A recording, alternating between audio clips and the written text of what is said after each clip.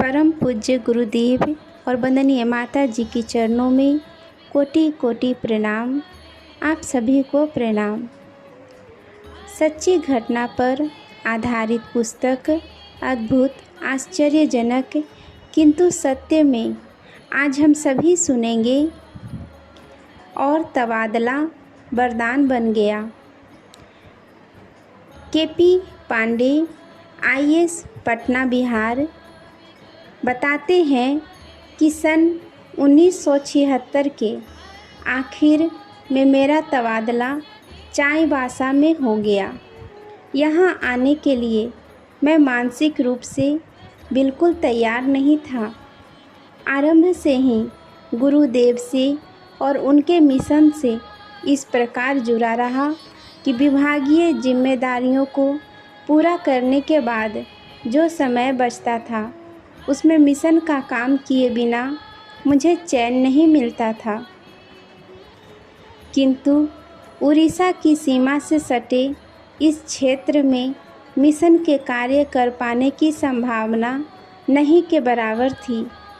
मैं पूज्य गुरुदेव से प्रार्थना करने लगा कि वे मेरा तबादला रुकवा दें, लेकिन उन्होंने मेरी प्रार्थना नहीं सुनी और विभागीय दबाव के कारण अंततः मुझे चाईबासा का कार्यभार संभालना ही पड़ा। वहाँ का प्रभार संभालते हुए कुछ ही दिन बीते थे कि एक दिन सुबह सुबह 2 लड़कियाँ मेरे आवास पर पहुँच गई। मैं सोचने लगा कि ये कौन है और इन्हें दफ्तर जाने के बजाय यहाँ आवास पर आने की क्या ज़रूरत पड़ गई। पास आकर जब उन दोनों ने अपना परिचय दिया तो मेरा हृदय एक सुखद आश्चर्य से भर उठा। वे दोनों गायत्री परिवार की ही थी। उनमें से एक थी वंदना और दूसरी चंचल गुप्ता। मेरे विभाग के ही किसी व्यक्ति के द्वारा उन्हें यह मालूम हो चुका था कि मिशन में मेरी गहरी संबद्धता है। वे इस उम्मीद से मेरे पास आई थी कि उनके द्वारा जैसे तैसे चलाए जा रहे मिशन के कार्यक्रमों को विस्तार दिया जा सके। उन्होंने बताया कि मिशन का नाम जानने वाले यहाँ गिने चुने लोग ही हैं। वे दोनों अपने स्तर से पूरी तरह प्रयासरत है, फिर भी मिशन को मजबूती नहीं मिल पा रही है। इन प्रयासों में अधिकाधिक समय देने के कारण गाहे बगाहे इन्हें घर परिवार वालों की डांट भी सुननी पड़ जाती है। इन विकट परिस्थितियों में उनके द्वारा किए जाने वाले प्रयासों की मैं मन ही मन सराहना किए बिना न रह सका। मुझे लगा कि इन दोनों बहनों के साथ मिलकर इस क्षेत्र में मिशन को मजबूत करने के लिए ही पूज्य गुरुदेव ने मुझे यहाँ भेजा है। तभी उन्होंने तबादला रुकवाने की मेरी प्रार्थना स्वीकार नहीं की थी। अब मुझे सबसे पहले 9 कुंडीय यज्ञ के लिए एक स्थान का चयन करना था। इसके लिए शंभु स्थान शंकर मंदिर मैदान उपलब्ध हो गया। यज्ञ में लोगों को शामिल करने के लिए सघन प्रचार की आवश्यकता थी। इसके लिए जगह जगह छोटे छोटे दीप यज्ञों का आयोजन कर लोगों को संदेश देने जाने लगे। घर घर संपर्क कर विशेष गोष्ठियों का आयोजन किया गया ताकि स्थानीय लोगों को युग निर्माण योजना के बारे में विस्तार से जान सके।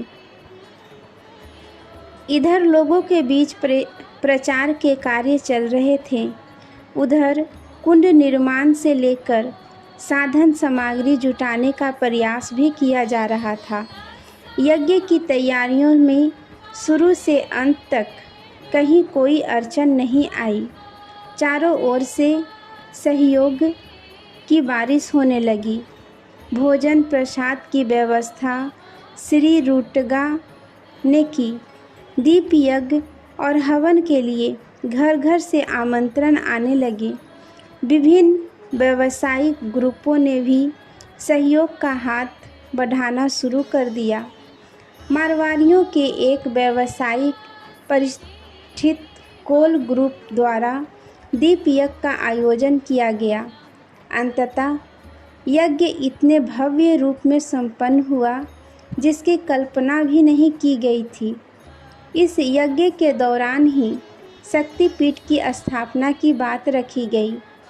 रायपुर के एक मारवाड़ी सज्जन ने शक्तिपीठ के लिए स्थान की पेशकश की।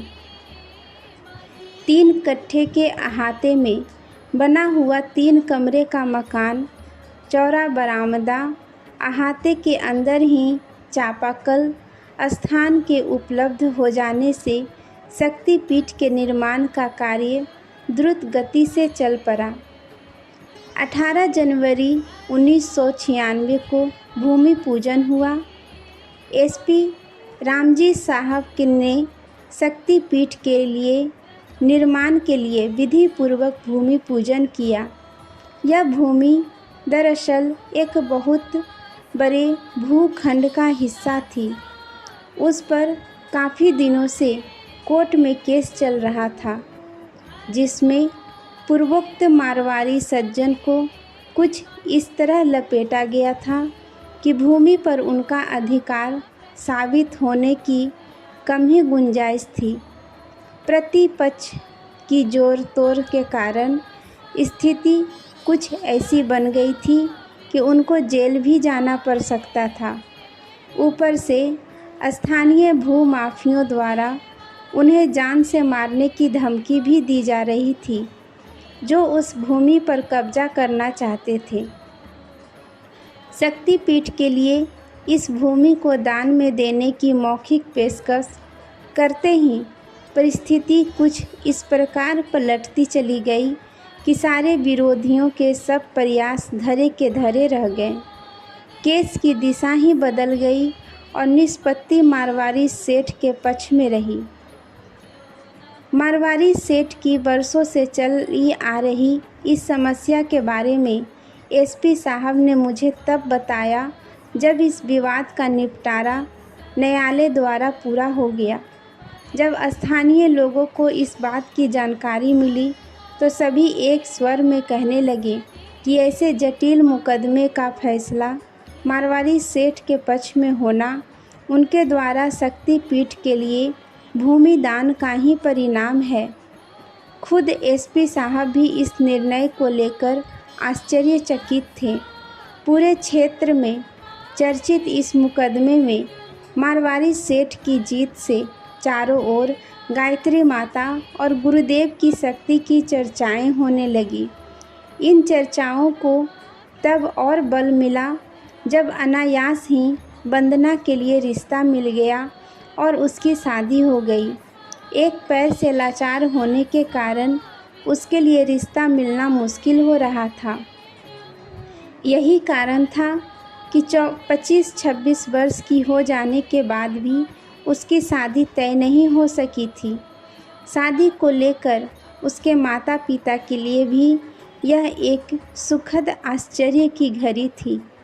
इतना सब कुछ घटित होने के बाद यह बात मेरी समझ में आ गई कि चाईबासा के तबादले की व्यवस्था पूज्य गुरुदेव ने मुझे पुरस्कृत करने के लिए ही बनाई थी। तबादले के समय मैं यह सोचकर मरा जा रहा था कि वहाँ मिशन के काम मुझे अधूरे छोड़ने पड़ेंगे, लेकिन यहाँ आकर जब शक्तिपीठ की स्थापना जैसा महत्वपूर्ण कार्य मुझे अकिचन के द्वारा पूरा हुआ तो मेरा रोम रोम गुरु सत्ता की असीम अनुकंपा के प्रति कृतज्ञता व्यक्त करने लगा। आज के लिए यहीं तक। आप सभी को धन्यवाद। जय गुरुदेव।